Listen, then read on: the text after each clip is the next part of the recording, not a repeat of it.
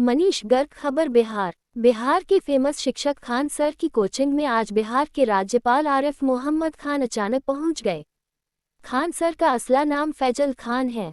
अभी हाल में ही खान सर की शादी हुई है, जिसके बाद उन्होंने एक धमाकेदार रिसेप्शन पार्टी का आयोजन किया था, जिसमें कई दिग्गज हस्तियों ने शिरकत की थी।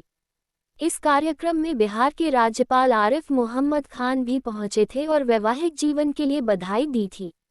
जिसके बाद वे राज्यपाल आरिफ मोहम्मद खान आज अचानक खान सर की कोचिंग पहुंचे और मुलाकात की। बता दें कि मशहूर शिक्षक खान सर ने गुपचुप तरीके से शादी की, जिसके बाद वह काफी चर्चा में रहे।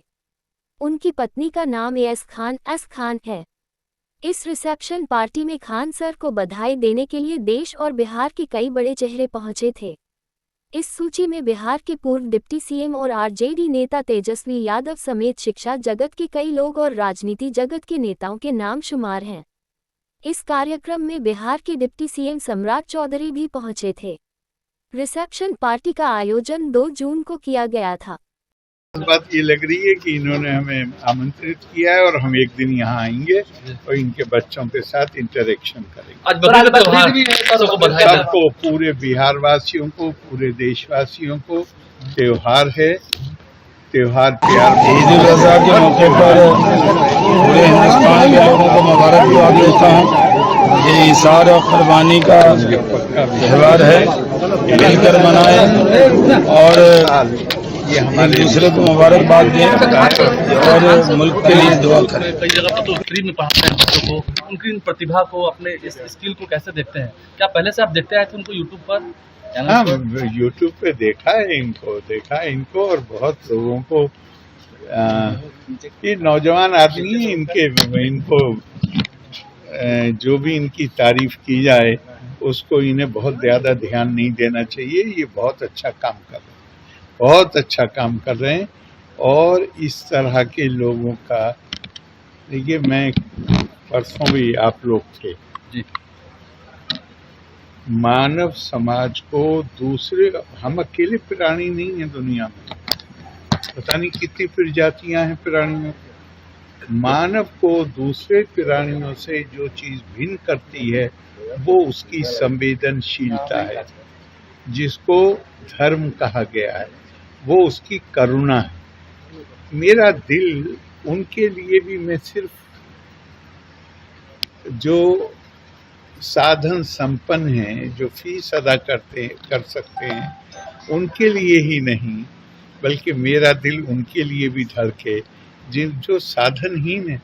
कल ही मैं इनका एक वीडियो देख रहा था कि किसी को बता रहे थे कि ऐसा कोई बच्चा जो 600 रुपये से 800 रुपये के लिए 8 से 13 घंटे काम करता था, अभी पिछले हफ्ते 2 स्टार लगा के और वो इनको मिलने के लिए आया। जी सर, तो वो पेंटर का काम करता है। आप ही ने वही बताया।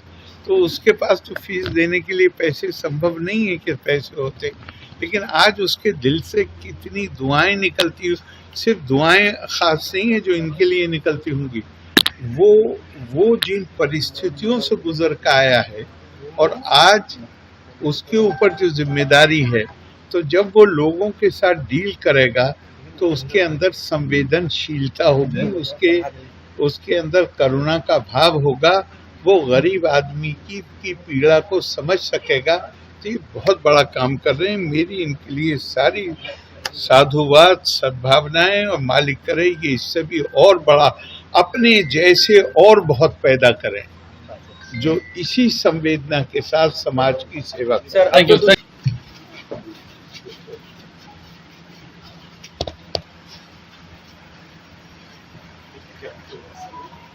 यही से सर, मतलब जब आप लोग यहाँ राज्यपाल बन गए, ऐसा लगा कि आप हम लोग इतना सौभाग्यशाली बन ना पाए। जब आप तारीख तय करो मैं आऊँगा। ये सर गिलहरी हम मतलब ये गलतरी में रख देते हैं, ये ओरिजिनल सर ही रही। तो यहाँ पे ना जब लंका में भगवान श्री राम जा रहे थे तो गिलहरी के पीठ पे ऐसे रख दिए थे, क्योंकि गिलहरी छोटे पत्थरों पे रख रही थी। तो जो वानर लोग थे उन्होंने कहा कि इतना छोटा क्यों रख दी। रेत में लेट रही थी और आके अपने जिस्म को झाड़ती थी, दरारें भरती थी। जी।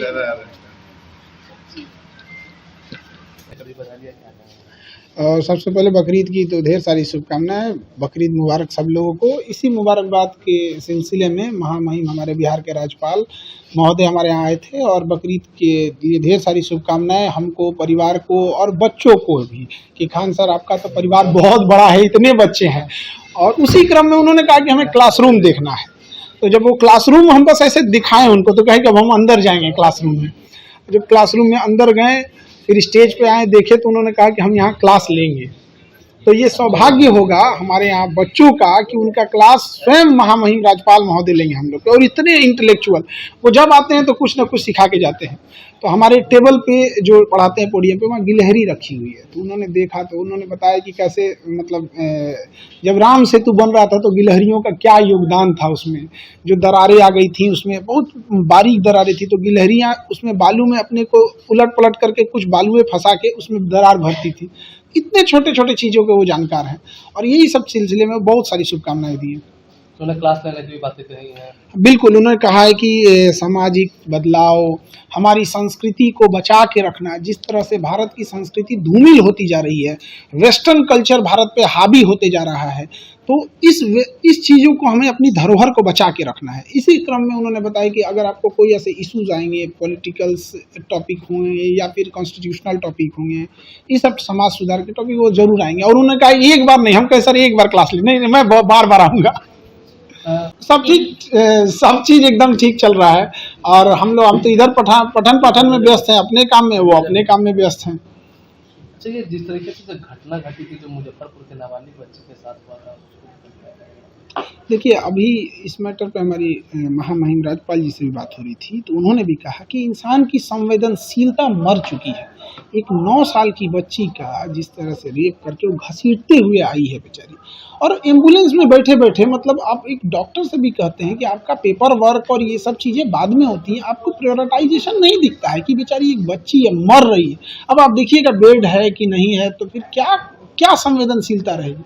और समाज को एक लेसन की ज़रूरत है कि ऐसे लोगों का सामाजिक बहिष्कार, उस देश में आप क्या कल्पना कीजिएगा जहां बलात्कारियों को भी बढ़िया वकील मिल जाते हैं, बढ़िया वकील।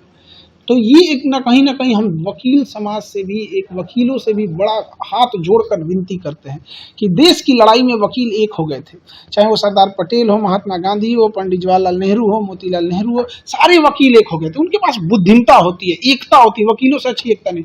यदि ये सारे वकील एक हो जाएं और ये समझ जाए, क्योंकि उन्हें केस देखने के बाद समझ जाता है कि ये झूठ बोल रहा है या सच बोल रहा है, कि अगर कोई रेप वाला काम किया है, किसी महिला पे एसिड अटैक किया है, किसी महिला को जला के मारा है, रेप किया है, किडनैपिंग किया, तो ऐसे का कोई बढ़िया वकील नहीं मिलेगा। जैसे अगर कोई देशद्रोह कर देगा तो उसको कोई बढ़िया वकील नहीं मिलेगा।